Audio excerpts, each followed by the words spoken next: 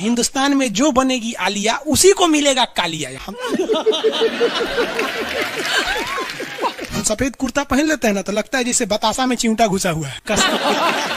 अरे यूपीएससी ना खखोर के पूछता है कुछ हो। अब जैसे किसी को कह देंगे मामा जी तो आराम से समझ में आ जाएगा। कहेंगे हमारे बाप के सार तो कहेंगे कौन सी बोल रहा है बाप के सार। अरे मामा जी को ही बोला जाता है बाप के सार।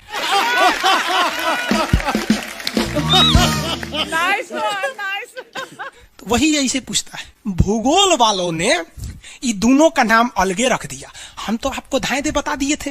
आप में से कितने अच्छे से आप बता दिए कि एक में कि दो में। लेकिन यही क्वेश्चन यूपीएससी पूछा था और आधा लड़का गलती ठोक के आया था। क्या पूछा था पता है कि ज्यादा ठंडा टुंडरा में पड़ता है कि टैगा में। अब लड़का पगला गया, टुंडरा टैगा कौन सी होलो रे भाई। टुंडरा टैगा लो, टुंडरा टैगा यहाँ पर। Very good. अरे इसमें इमोजी कौन लिख के भेज रहा है? ये सबको हमने बतियाने का आदत लगा है। इमोजी लिख के भेज देता कहीं आगे लोग कहेंगे इमोजी कौन सी पढ़ेंगे हम। इमोजी लड़कियां बना बना भेज रही हैं सब। टुंडरा बोल रहे हैं तो अपन फोटो भेज रही है। और दिखाइए ये इमोजी लिख के मत भेजिए आप लोग। अरे जो लिखना है लिखिए ना, इमोजी भेजता है सब। हिंदी मीडियम वाला तो कई को पता नहीं इमोजी मतलब कौन सी होला। और जन सियार ऐसा पीला पीला मुखौटवा बना रहता है इमोजी बोला जाता है। ये रेखा बोलिए फटाफट, कौन सी रेखा है बीचों बीच से जा रही है? ये रेखा है विषुवत रेखा। कौन सी रेखा? विषुवत रेखा। हमारा प्यारा भारत ये रहा हमारा सारे जहां से अच्छा। ये हमारा हिंदुस्तान उत्तरी गोलार्ध में है, northern hemisphere of the earth. ये हमारा कौन सी रेखा? विषुवत रेखा। अरे ये क्या हो गया यार, टेक्निकल आदमी नहीं है हम, या नौटंकी कर रहा है। रेखा पे जितने देश है ना वहां के लोग एकदम मंगरैला की तरह काला होते हैं सब। आगे इतना भयानक काला होता है सब कि उनको देखकर हिंदुस्तान का अगुआ भाग जाएगा। दुल्हन की तो बातें छोड़िए, लेकिन जितना सुंदर लड़की होती है सब ना, बहुत सुंदर लड़की, वो देखिएगा जब टेढ़ा लड़का पसंद करती है सब। सुंदर लड़की को बुद्धि पता नहीं कहाँ होता है। एक्चुअली भगवान जो है ना सुंदरता बनाए। देखिए अगर किसी चीज में समय देंगे तो दूसरे चीज से समय काटना पड़ेगा। तो भगवान जिसको सुंदर बनाया ना, खूब सुंदर, तो उसको कुछ ना कुछ कहीं ना कहीं से समय काट लिया। तो जो बुद्धि बना रहा था तो बुद्धि काट लिया। तो जितना देखिए जितना सुंदर लड़की की रहेंगी सर, अजबे सबसे फसल रहती है सर, एकदम खौराइल रहेगा, खूब सुंदर लड़की लेके घूमेगा। आप देखिए ना, एकरे देख लीजिए ऐश्वर्या राय को, कोना से बिया की हूँ, अभिषेक बच्चन। बताइए हम लोग उस टाइम खाली थे लोग। और दिखाइए। हाँ अजब हाल है भाई। तो वही हो गया। तो यहाँ पे जितना मिलेगा सब ना, सब का सब मिलेगा सब काला काला। और हिंदुस्तान में जो बनेगी आलिया उसी को मिलेगा कालिया। यहाँ कश्मीर में खूब ठंडा, कश्मीर की कली, वाह वाह, समझा गया। वहां कोई फेयर एंड लवली की जरूरत नहीं है। कश्मीर के लड़का लड़की सब गोरे होते हैं लोग। और नीचे दक्षिण भारत में देखेंगे तो सब झौंसल मिलता है सब। कुछ कुछ हीरोइन गोरी हो जाती हैं सर। अब बाल्टी में सोचो फेयर एंड लवली घोर के में नहा लेगी तो गोर ना हो जाएगी सर। सब भूगोल का नियम काम नहीं करता है यहाँ पर। समझ में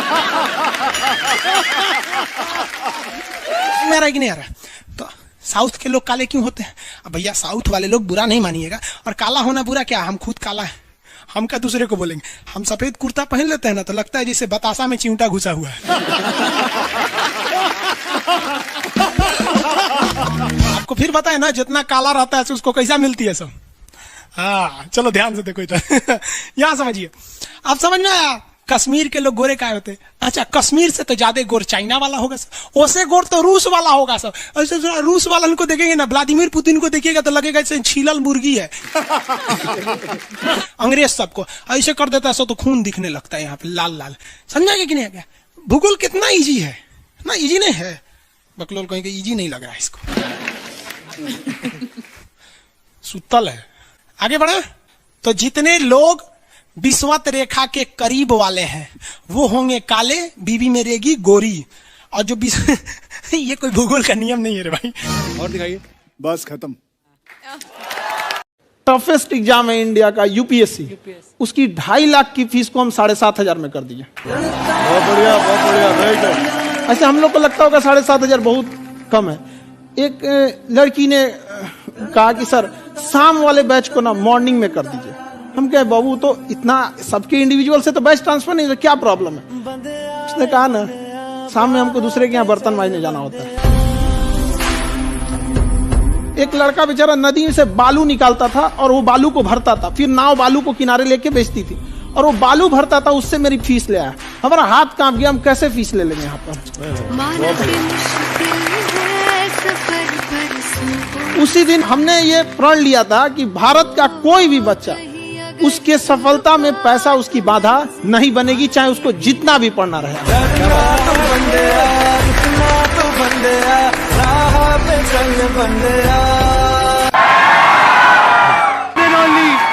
खान सर,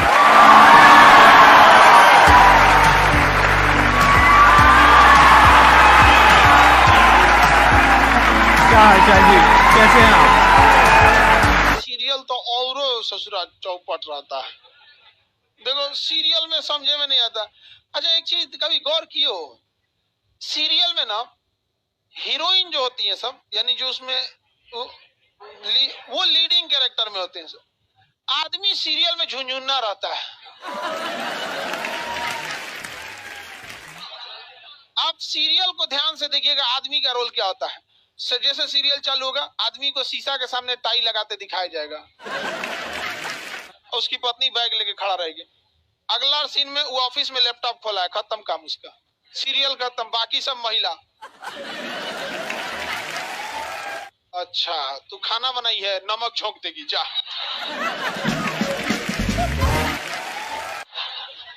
आदमी का काम खत्म, बस लैपटॉप खोलो, टाई लगाओ, खत्म कहानी। बाद में आएगा घरे तो देखेगा मम्मी अलगे मुंह फुलाई है, पत्नी अलगे रो रही है, परेशान रहता है। तो सीरियल में तुम तो मेल का कैरेक्टर देखना, बेचारा इसको लिया क्या है, चुपचाप बेचारा एकदम नहीं, जाता के बीच में अनाज पिसा जाता है। समझ में आ गया कि नहीं आ गया? सब बेचारा पिसा जाता है यहाँ से। किसी को दिक्कत? आप लोग भी पिसाइएगा। इसलिए डे 1 से आप लोग हमारी बात को याद रखिएगा। डे 1 से, पहले दिन से तुम लोग एकदम समझ में आता है। तुम्हारा उम्र कितना है रे अभी? तो तुम बोल दिया, पूरा क्लास का माहौल खराब करके रख दिया। टैडी दे, टैडी दे, तो पीछे घूम, पीछे पीछे उधर।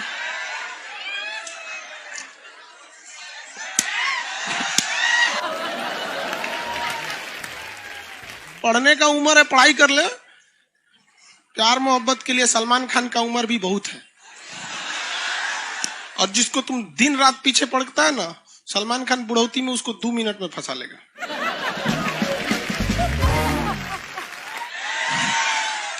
लड़की खूबसूरत हो और लड़का कामयाब हो, प्यार 2 मिनट में हो जाता है। आगे तुम हम लोग को तो याद रखियो भैया, हम बजरंग बली के बहुत बड़का वाला, हमरा से हमने ये सब प्यार मोहब्बत वाला बात, हमारा दिमाग जल जाता है। ये भारत की संस्कृति है बाबू। ये अंग्रेजों के यहाँ वैलेंटाइन डे होता है, जहां हर साल उनके प्यार मोहब्बत बदल जाया करते हैं, अगले साल दूसरे को वो लोग करते हैं। भारत की संस्कृति है, यहाँ एक बार जिनसे प्यार होता है 7 जन्मों का रिश्ता निभाने के लिए 7 फेरे लेते हैं वो लोग। हम अंग्रेजों के लिए नहीं है किसी ओके वहां फादर डे मनाओ कि ओकरा याद ना आता है हमारा फादर कौन है। तुम मम्मी से पूछो, मम्मी 2013 में तुम किसके साथ शादी की थी? ओहो, जॉन डिसूजा, उसके बाद विक्टर। हम बोले ना, लड़का के लिए क्या होना जरूरी है? कामयाब। लड़की के लिए लोग बोलते हैं ना प्यार मोहब्बत दिल से होता है। घंटा दिल से होता है।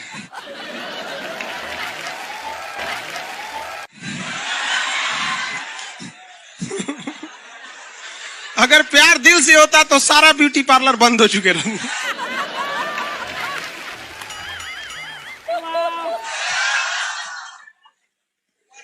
यार यार शादीशुदा लड़की नैहर से ससुराल जाती है तो मेकअप करके जाती है, उसको ही पता है वैल्यू। आगे और चारों ओर घूमने की स्वतंत्रता है, तो इसका मतलब थोड़ी ना कि हर जगह चल जाएंगे क्योंकि बेडरूम में घुस जाइए। कहा रे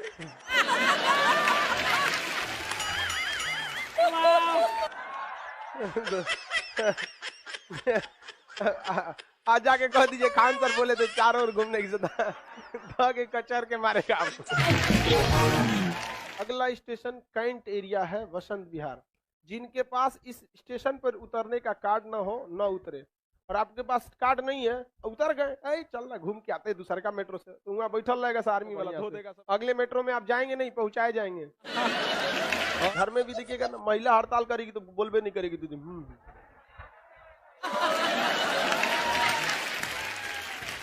सुपनेखा भी तो महिला थी नहीं थी, और हम लोग से ज्यादा चरित्रवान खुद भगवान लक्ष्मण थे। उनको नहीं पता था कि डिसिप्लिन क्या होता है, नकिया काट दिए थे। सुपनेखा का नहीं पता है। देखो लड़कियों की मेमोरी को लोग मजाक उड़ाते हैं, लड़कियों को आज भी वो बात याद है कि सुपनेखा जो प्रपोज की थी तो नाक काट लिया गया। कोई लड़की नहीं करेगी प्रपोज, उसी समय से डरी हुई है। ये डर उनके डीएनए में घुस गया है। कौन सी कहती है नहीं सर, कौन लड़की करती है प्रपोज? इस सबको समझो में नहीं आता है कहां बोलना चाहिए कहां नहीं बोलना चाहिए। नहीं सर, तेरे नाम मूवी देखे, मारता है उसको चोट कहां तक चल जाता है, अंदर तक, ले गायब हो गया। गजनी देखे, हाँ मारता है तो क्या हो जाता है, पूरा उसका ब्रेन गड़बड़ा जाता है। समझ में गया कि नहीं? गल बहुत खतरनाक, दोनों ससुरा पिटाया सब लड़की के चक्कर में। प्यार करने से पहले अंजाम देख लो, यकीन ना आए तो गजनी और तेरे नाम देख लो। एक्चुअली मैचिंग भी है। क्या जरूरत है भैया पिटाने की, इतना मेहनत से भगवान ने ब्रेन दिया। आप लोग जीवन भर मेहनत कर करके इसमें डाउनलोड करते रहते हैं, कभी फिजिक्स, बायोलॉजी, केमिस्ट्री, कोनो लड़की के चक्कर में फरवा के चलेंगे। क्या हो गया? लाइव वाले सब समझ रहा है, हाँ ये लाइव वाला भी बहुत होशियार है, ये उधर हंसता है सब। ये कैसे हंसता है सब पता है? इमोजी बना देता है।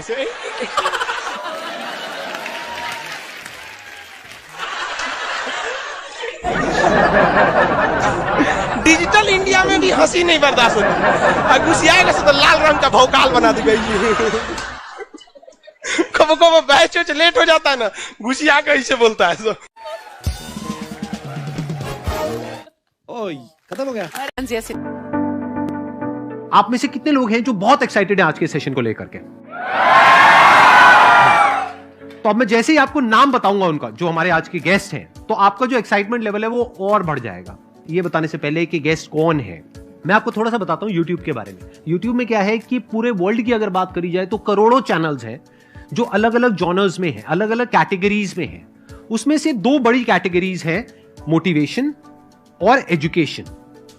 पूरे वर्ल्ड में जो वर्ल्ड का नंबर 1 मोटिवेशन चैनल है वो मेरा है, और जो वर्ल्ड का नंबर 1 एजुकेशन चैनल है किसी इंडिपेंडेंट क्रिएटर का, वो उनका है, जो कि हमारे गेस्ट हैं। उनके 17 मिलियन से ज्यादा सब्सक्राइबर्स हैं। Please give an energetic and warm welcome to the one and only Khan sir.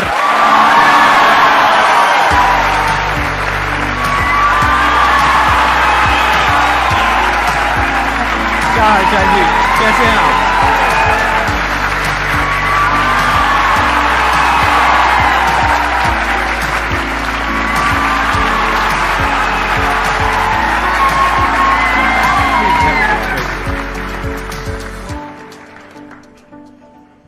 इससे पहले कि ऑडियंस आपसे कुछ पूछे या इंटरेक्ट करे, मेरे माइंड में एक क्वेश्चन है आपके लिए जी। जो बच्चे हैं वो आपके इतने दीवाने क्यों हैं, इतने पागल क्यों हैं आपके पीछे? मतलब मेरे कमेंट सेक्शन में भरा पड़ा था, खान सर कब आएंगे, खान सर कब आएंगे। मतलब ऐसा क्या जादू कर दिया आपने बच्चों के ऊपर? ये सवाल हम आपसे भी पूछते हैं, हमारे पे भी इतना कमेंट आया, इतना मेरे तो ऑफिस में लोग चले आए कि सर कब जा रहे हैं। अच्छा। क्योंकि हम लोग का तो एग्जैक्ट है वही पढ़ाना है। हाँ। तो देखिए हम लोग का मेन है कि बच्चों को जो जरूरत रहती है कि अगर लड़का पढ़ने आया रहा ना, उसके मन में कोई डाउट ना रह जाए। हम उसको कहते हैं कि हम तुम्हें पढ़ा रहे हैं, दम है तो भूल के दिखाओ, याद करके नहीं।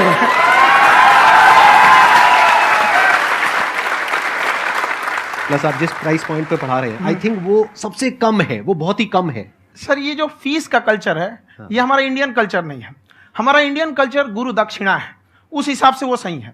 ऑक्सीजन जैसे जिंदगी के लिए जरूरी है, वैसे एजुकेशन जरूरी है। कोई ये नहीं कह सकता है कि पैसे की वजह से वो खान सर के यहां से लौट गया। क्या बात है।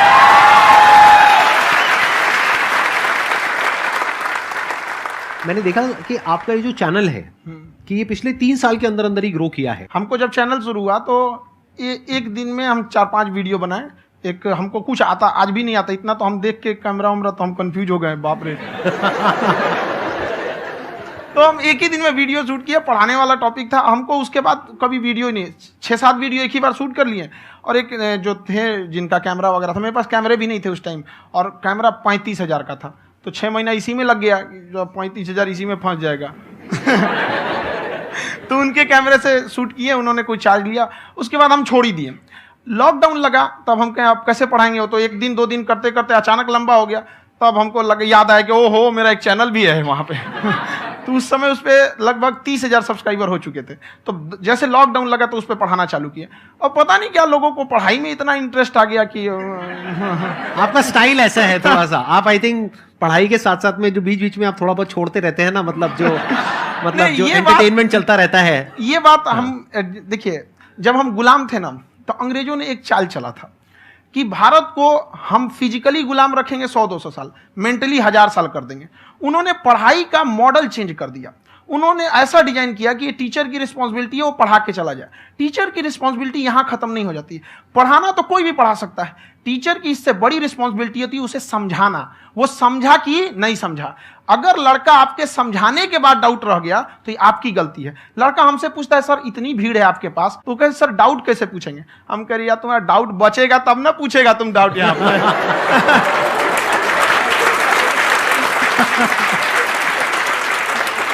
कॉन्फिडेंस नेक्स्ट लेवल है आंसर का, मानना पड़ेगा। और शायद यही वजह है इनकी जो ग्रोथ है उसका। किसी ने शायद सपने में भी नहीं सोचा होगा कि पिछले 2 साल के अंदर अंदर जो आपके चैनल की ग्रोथ हुई है, जैसे आप खुद ही बता रहे हैं कि लॉकडाउन के टाइम पे आपके 30,000 के करीब सब्सक्राइबर्स थे, आज की डेट में 17 मिलियन है। और मेरा एक क्वेश्चन और है, इससे पहले कि ऑडियंस में से आपसे कोई क्वेश्चन पूछे, कि कई बार आप ऐसे भी टॉपिक्स टच करते हैं जो थोड़े से कंट्रोवर्शियल हैं या थोड़े से सेंसिटिव हैं, जिसके ऊपर बात करने की हिम्मत आई थिंक बहुत ही कम लोगों में है। तो आपको कभी ये नहीं लगता है कि कहीं ज्यादा तो नहीं हो रहा है, इसको थोड़ा रोक देते हैं, थोड़ा कम कर देते हैं, क्योंकि कोई लाइन ही नहीं है वैसे तो बोलने को, तो आप कुछ भी बोल दो, कितना भी बोल दो।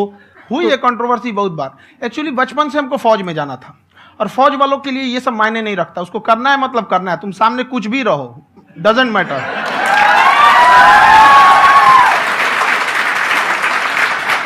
और मैंने YouTube पे देखा कुछ वीडियोस में कि आपका जो इंस्टीट्यूट है वहां पर आज से कुछ साल पहले कुछ बम गिरे थे। हाँ, कुछ गिरे थे, कुछ तो बहुत सॉलिड जगह गिरा था, फटा नहीं वो। मतलब आपके आसपास? हाँ, बम को भी पता है कि टीचर की इज्जत किया जाता है। क्या बात है, क्या बात है। मैं समझ पा रहा हूं कि ये आपके अंदर जो एटीट्यूड है ये कहां से आ रहा है, क्योंकि आप बचपन से ही फौज में जाना चाहते थे, तो आप जंग के मैदान में ही खड़े हैं एक तरीके से। बस फर्क ये है कि आपके हाथ में कलम है, हथियार ना हो करके। हथियार से एक आदमी की जान जा सकती है, हाँ। कलम से बहुत ताकत होता है। शिक्षा एक ऐसा हथियार है ना, हर कुरीतियों से लड़ सकता है, हर तरह की समस्याओं से। और ये एक ऐसा हथियार है, मेटल डिटेक्टर में भी नहीं पकड़ाता है।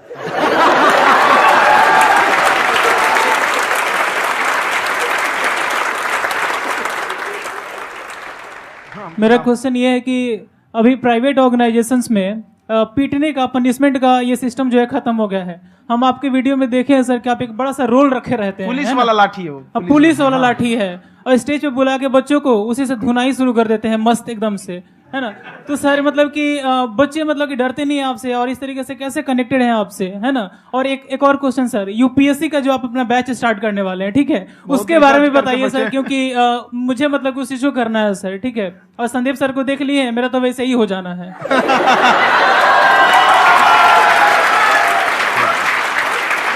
क्या हो जाना है? मेरा पूरा कंप्लीट करो। I'll be an IAS officer next year because I have seen you, sir. My day is like complete, sir. All the best. Thank you so much, sir. Thank you. पूरा बोला करो। Thank you. देखिए, लड़कों को जहां तक पीटने की बात है, जब पढ़ाने की बात आएगी तो उसको हम पूरे बेहतरीन ढंग से पढ़ाएंगे, लेकिन जब सजा देने की बात आएगी ना, तो वो भी बेहतरीन ढंग से होगा। ऐसा थोड़ी होगा कि बस एक ही चीज बेहतरीन ढंग से होगा। और डर का होना बहुत जरूरी है। ये डर भी अपने आप में एक मोटिवेशन है, क्योंकि जब आपके अंदर एक थोड़ा सा डर रहे ना, तो डर के भागिए मत।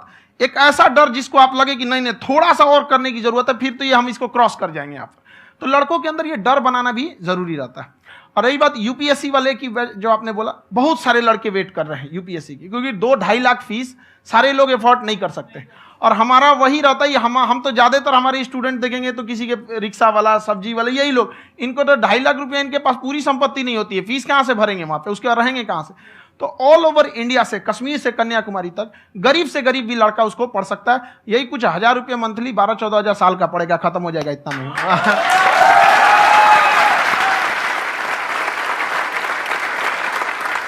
ये जो डंडे वाली बात इन्होंने कही, ये सच है? मतलब आप सच में एक डंडा रखते हो? पुलिस का ही है वो। और मारते हो? हाँ, कि मतलब अगर कोई लड़की छेड़ता है या ऐसा कोई भी उल्टा पुल्टा काम पढ़ाई करता लिखाई है, कुछ भी गलती करेंगे तो पिटाएंगे वो यहाँ पे, कैमरे पे, ऑन कैमरा, जैसा भी रहे, कुछ भी पिटाना तो उनको फिक्स है। एक तो कोई मतलब विधायक जी थे, उनके लड़का को पीट दिए, तो चला है दल बल लेके अपना वहां पे। उसने घर पे नहीं बताया था कि सर ने पीटा है, बस बोल दिया कोचिंग में पीटा है। बाद में पता चला हम पीटे हैं, तो उसके पिताजी मेरे सामने और पीटे।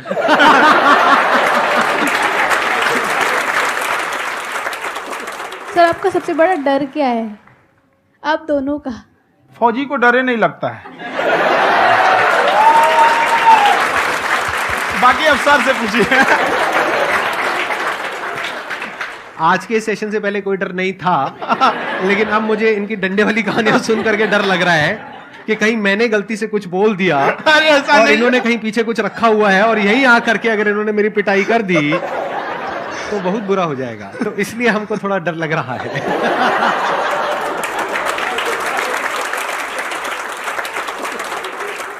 आपकी डेली कितने घंटे क्लासेस होती हैं? 6-7 घंटे। अभी भी खुद ही करते हो आप? हाँ, हमारे स्टाफ परेशान रहते हैं। हम 1:30-2 बजे सोते हैं, सुबह 6 बजे उठ जाते हैं, परेशान रहते हैं। यार इतना क्यों करते हो, है ना? कभी तो उनको भी साथ साथ लगना पड़ता है ना। उनको साथ साथ लगना पड़ता है। हम जग गए तो कोई सोया थोड़ी रहेगा, परेशान रहते, दिन में सोते ही नहीं है बेचारा, कहीं कहीं जाके सोते रहता है। तो हम सीट बांध दिए कि भाई तुम इस समय सो जाना, तुम इधर सो जाना। आपकी शादी हो गई या नहीं हुई अभी? मेरी खुशहाली देख के आप आइडिया लगा सकते हैं।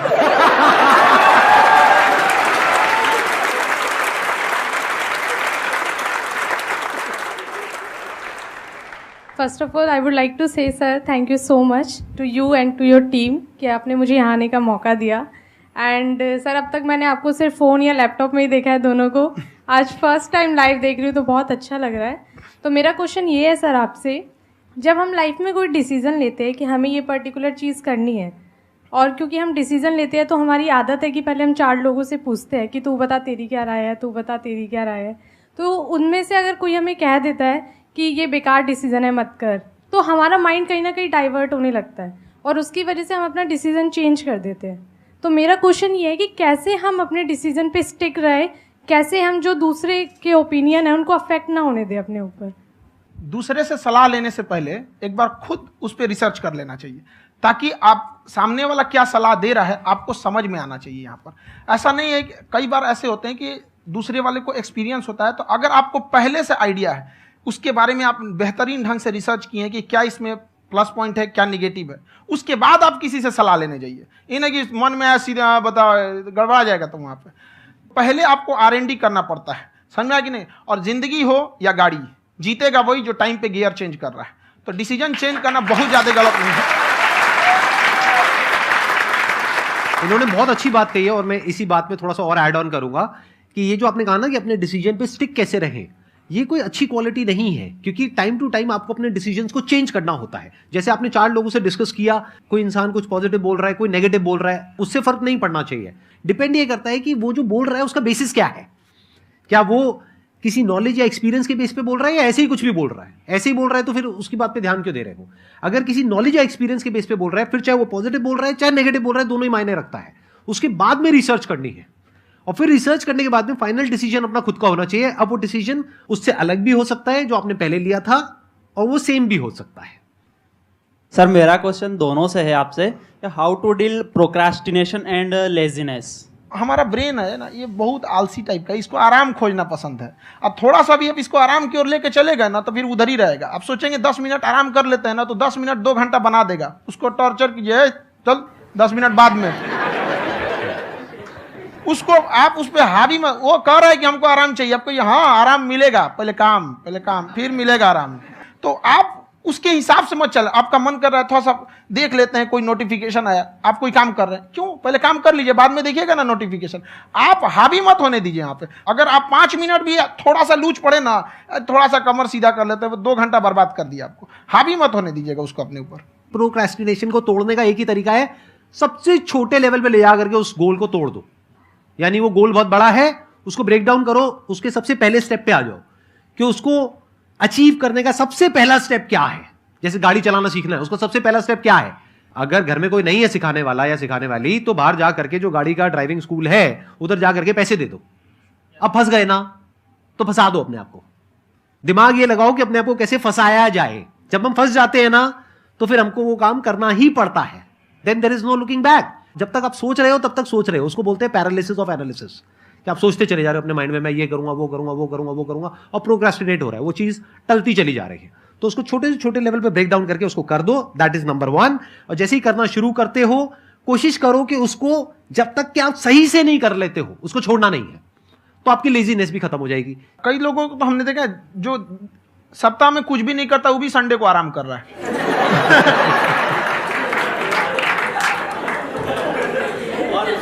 वैसे कहा भी जाता है कि अगर कोई काम आपको करवाना है ना, तो ऐसे किसी इंसान को दो जो बिजी है। हाँ। ऐसे आदमी को मत दो जो खाली है। ये परफेक्ट एग्जाम।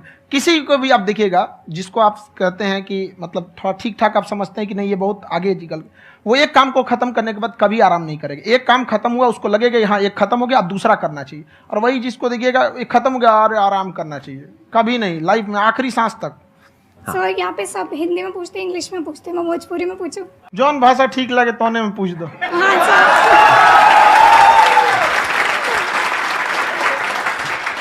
सर ये पूछे के चाहते नहीं कि जैसे हमने के पढ़ाई करी नहीं सर, तो कभी कभी डेली टारगेट्स जो होला वो कंप्लीट ना होला।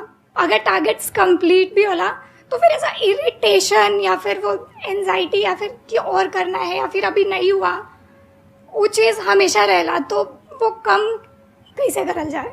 देखिए टारगेट्स को ना हम लोग को एक अपने हिसाब से पहले फिट करना चाहिए।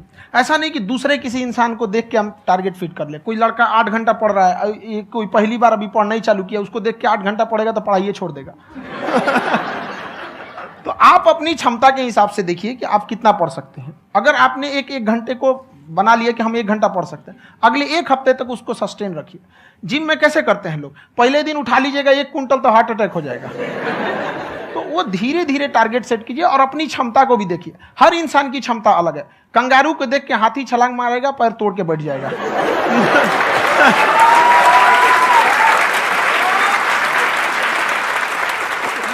अब संदीप सर का मोटिवेशन देख के इसका मतलब क्या कि ट्रेन के आगे खड़ा हो जाएंगे, ढकेल देंगे तुमको। हालांकि ऐसा कर देते हैं, लेकिन ऐसा करिएगा लोग नहीं, क्षमता पता होना चाहिए। आपके अंदर एंजाइटी हो रही है कि मैंने कर तो लिया है, आप ये नहीं कह रहे कि मैंने कुछ भी नहीं किया है फिर मेरे को एंजाइटी हो रही है। आप ये कह रहे हो मैंने काफी कुछ कर लिया है फिर भी एंजाइटी हो रही है कि कहीं कुछ छूट तो नहीं गया है। तो बेसिकली आपको ये देखना है कि अगर आपके अंदर ये एंजाइटी हो रही है, that means you are a very good student. आप एक अच्छे स्टूडेंट हो। क्यों? क्योंकि बहुत सारे स्टूडेंट्स तो ऐसे हैं उनको पढ़ने के नाम से एंजाइटी होती है। तो आपको एंजाइटी हो रही है कि मैंने पढ़ लिया, दिन में मानो 8 घंटे का आपने टारगेट सेट किया और 6 घंटे पढ़ लिया, या मान लो 8 घंटे भी पढ़ लिया, फिर भी एंजाइटी हो रही है कि मैंने 10 घंटे नहीं पढ़ा। तो ये तो अच्छी क्वालिटी है ना, ये तो एक ब्रिलियंट स्टूडेंट की क्वालिटी है, क्योंकि एंजाइटी उसी को होती है जो केयर करता है। जिसको परवाह है उसी की तो एंजाइटी होती है। जैसे माँ को अपने बच्चे की, जैसे एक माँ को अपने बच्चे को लेकर के एंजाइटी होती है। हंस लो, मजाक उड़ा लो मेरा। कोई बात नहीं, एडिट कर देंगे इसको हम। हाँ।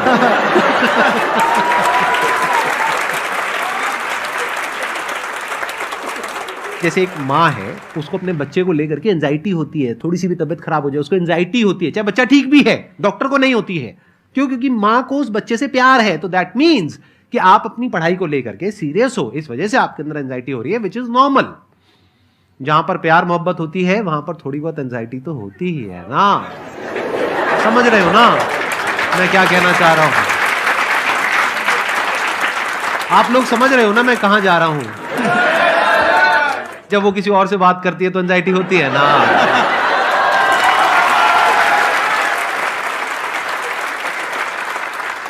सर, आपकी स्टोरी हमने सुनी थी, तो एक टाइम आया था जब आप गंगा किनारे जाके बैठ गए थे। उस समय आपको कुछ समझ नहीं आ रहा था, तो उस समय मतलब आपने ये डिसीजन कैसे लिया कि अब आगे नहीं, यहाँ से वापस जाना है? रास्ता ही नहीं था। घर जाने के लिए एटलीस्ट 90 रुपए चाहिए थे, जेब में 40 रुपए थे। कैसे घर जाते हैं? और हम गंगा के किनारे चुपचाप बैठे बैठे हम कहें कि अब बहुत टेंशन हो गया, अब घर जाना चाहिए। रूम पे, तो किराए के रूम पे ही आदमी सारे लोग रहते। गए वहां पे तो रूम लॉक हो गया था। तुम खटखटाए तो ऊपर से गुस्सा से बोले जो ऑनर थे, क्या टाइम हो गया है? तुम कहीं 9-10 बज रहा होगा। घड़ी देखिए तो 2 बज रहा था रात का, 2-2:30 बज गया था वहाँ। टेंशन में आप तो होता है, कई बार ऐसा समय आएगा कि लगेगा जैसे अब कुछ नहीं हो सकता है। तो इससे घबराना नहीं है। कभी कभी गुच्छे की आखिरी चाबी भी ताला खोल देती है। जो बातें आपने बताई कि घर में प्रॉब्लम्स ये तो बहुत लोगों ने फेस करी। वहां पर आप अकेले नहीं है, बहुत लोगों ने ये प्रॉब्लम्स फेस करी, बहुत तरह की प्रॉब्लम्स देखी, बहुत तरह की स्ट्रगल्स देखी, लेकिन वो सब इतने कामयाब नहीं हो पाए जितने कि आप हुए। तो आपके अंदर ऐसा कुछ ना कुछ है जो औरों के अंदर नहीं है। तो वो मैं जानना चाह रहा हूं कि वो ऐसा क्या था जहां से कि आपका दिमाग यहां तक सोच पा रहा है कि मैं पूरे इंडिया में इतने बड़े लेवल का चेंज लेकर के आ सकता हूं, एजुकेशन फील्ड में रेवोल्यूशन लेकर के आ सकता हूं। ये सोचना ही बहुत लोगों के बस का नहीं है। मेरी एक खुद की थिंकिंग, अगर हमको कोई 100 रुपए किसी काम के लिए दिया, हम सबसे यही कहते हैं, तो हम कोशिश करते हैं उसे 200 का रिटर्न दे। अगर कोई हमसे 200 रुपया फीस दे रहा है, 250 दे रहा है, तो हम उसको ये कोशिश करते हैं कि तुम्हें ऐसा लगे कि नहीं भैया हमने 10-20 हजार का पढ़ लिया यहाँ पर। वो ईमानदारी से कभी कमी नहीं। और हमेशा अगर हम प्रॉमिस X का करते हैं तो डिलीवर 4X करना चाहते हैं। ध्यान से सुनना और ध्यान से समझना इस फर्क को। अगर आप समझ पाए तो बहुत आगे जाओगे लाइफ में।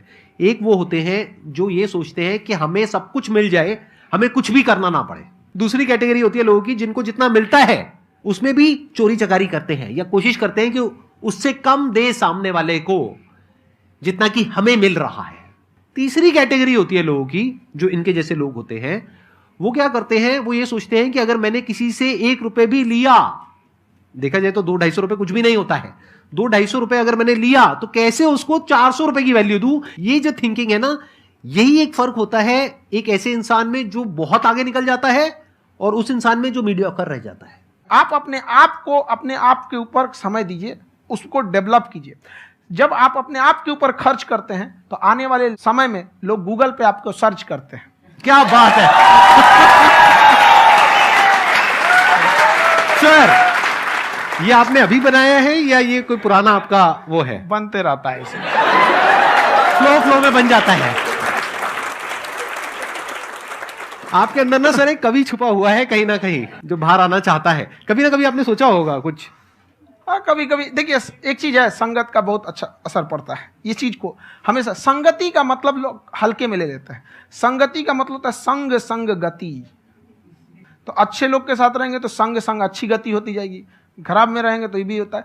बट अपने आप को थोड़ा सोचना चाहिए कि हम केवल जी के मर जाएं इसके लिए नहीं आए हैं। लोग कहते हैं कि सर नाम क्यों नहीं बताते अपना। हमारी एक ही सोच है कि जाने के बाद इस दुनिया से हमको मतलब एक चीज देना चाहते हैं स्टूडेंट्स को कि वो याद करें कि इस पैसे की भाग दौड़ की दुनिया में हर कोई दोनों हाथ से लूटने में लगा है, खाली हाथ जाने के लिए ये सबको लगा है। तो हर कोई को ये सोचना चाहिए कि था कोई इंसान जो इतने कम फीस में इतनी शिक्षा जो महंगी थी, जो कमाने का रास्ता था, उसको भी एकदम कंपटीशन इतना कर दिया कि अब लोगों को अपनी फीस बढ़ाने में डर लगता है कि अरे यार, लड़का कमेंट करता है कि खान सर इतना ले रहे हैं, आप बहुत बड़ा टीचर हो गए।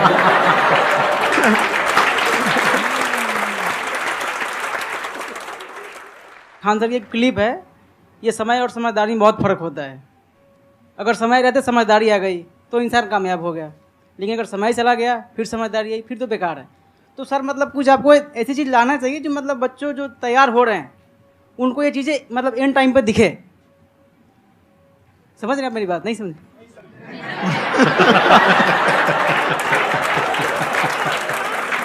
यही होता है सर, सर का मोटिवेशन ज्यादा हो जाता है। जब आप स्ट्रगलिंग फेज में हैं तो कम से कम चीजों को अपने ऊपर खर्च कीजिए, ज्यादा से ज्यादा सीखने में खर्च कीजिए। अगर आपको राजा बनने का शौक है तो गुलाम की तरह मेहनत करना सीखिए, तब राजा बनना।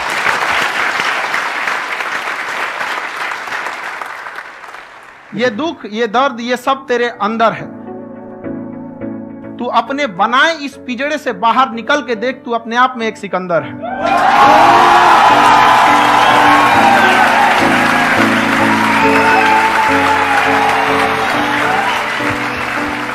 Thank you so much sir for coming. बहुत मजा आया मेरे को आपके साथ में इंटरेक्ट करके। आई एम श्योर आप लोगों को भी बहुत मजा आया होगा।